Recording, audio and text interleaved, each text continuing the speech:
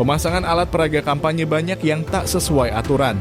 Hal ini ditemukan Badan Pengawasan Pemilu di berbagai daerah di Maluku. Ketua Bawaslu Maluku Subair menyampaikan APK yang dipasang tak sesuai ketentuan ini bakal ditertibkan di awal Januari 2024 ini. Dalam hal ini Bawaslu Kabupaten atau Kota Semaluku akan bekerja sama dengan Satpol PP setempat untuk menertibkan APK yang melanggar. Yang sudah terkonfirmasi itu Bawaslu Kota Ambon, awal Januari mereka bersama Forkopimda akan melakukan patroli serentak untuk melakukan penertiban APK langgar aturan, ungkapnya Senin 1 Januari 2023. Meski banyak temuan berdasarkan laporan pengawas, namun Bawaslu tidak langsung melakukan penertiban. Bawaslu hanya mendata sambil mengutamakan pencegahan. Hal itu karena APK di Kota Ambon kebanyakan dipasang atau ditempel pada pohon dan tiang listrik tidak sesuai ketentuan.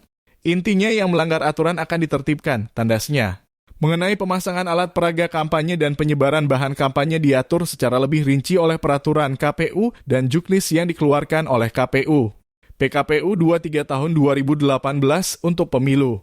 Serta PKPU 4 tahun 2017 Jo PKPU 11 tahun 2020 untuk pemilihan gubernur, bupati, dan wali kota.